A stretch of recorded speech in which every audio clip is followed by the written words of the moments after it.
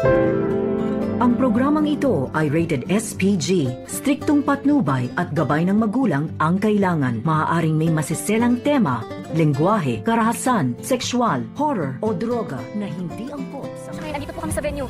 Andiyan kayo? O sige, pupunta ako dyan ngayon. Narito na nga ang ating pagkabangan ngayong Sabado sa abot kamay na pangarap. Hindi nga pinagbigyan itong si Giselle sa pakiusap niya dito kay Eric na sana raw ay tulungan siyang makasama ang kanilang anak na si Justin kahit isang araw lang. At dito nga na sinabi ni Eric kay Giselle na marami pa daw silang lakad at alam na daw ni Giselle kung ano man ang sagot sa kanyang hinihinging pabor. At dito rin na napaiyak na lamang dahil sa sama ng loob itong si Giselle na kahit kailan ay hindi talaga siya mapapatawad ng kanyang anak. Samantala, nang makabalik nga sa Apex Hospital itong si Annalyn, dito naman niya naabutan itong Ali na may ibibigay daw sana ito kay Don Pepe dahil mayroon daw pala itong ino-organize itong si Don Pepe tuwing Pasko. At ngayon nga ay na-aksidente ito, ay dito naman nalungkot itong mga bata na hindi makakasama itong si Don Pepe. Kaya agad naman na nagpresenta itong si Annalyn na siya na lamang ang magbibigay ng regalo ngayong Pasko.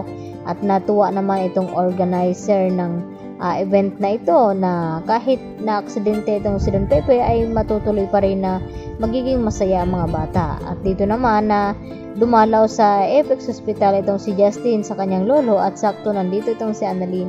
Kaya pinakiusapan niya rin ito na kung pwede ba daw siyang tulungan sa pag-aasikaso ng party dito nga sa ginaganap na Christmas party ng mga bata na noon ay ginagawa din nito ni Don Pepe. At dito naman na humingi ng pasensya itong si Justin dahil hindi daw siya makakatulong. Kaya ang nilapitan ni Annalyn ay walang iba kundi itong si Doc Lyndon Javier.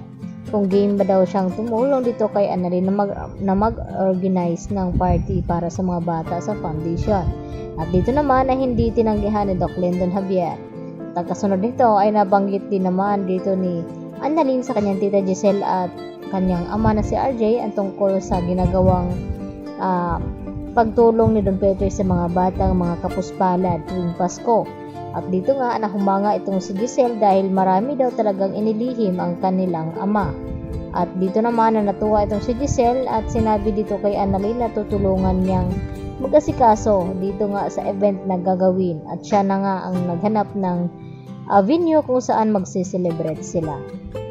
Samantala nangako itong si RJ dito kay Giselle na tutulungan niya nga ito na magkausap sila dito ni Justin. Subalit ay nabalitaan nga dito ni Giselle na babalik na nga ng US itong si Justin kaya labis na saktan itong si Giselle. At dito na sinabi dito kay Obeng na aalis na lamang kanyang anak ay hindi pa niya ito nakakausap. Kaya inakala ni Giselle na hindi na daw talaga sila magkikita. Subalit tumawag itong si Annalyn na hindi pa daw huli ang lahat at naroon nga itong si Justin sa venue kung saan gaganapin itong Christmas party ng mga bata.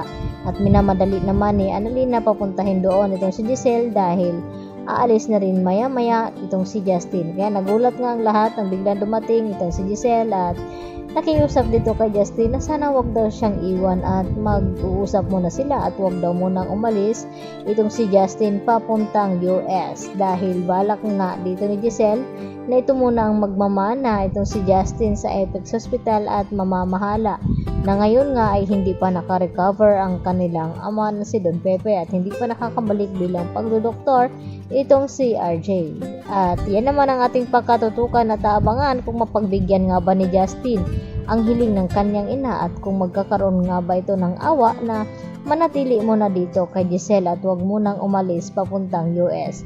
Yan po aking karagdagan latest update at maraming pong salamat sa inyong panonood at hanggang sa muli mga kapuso. Bye-bye!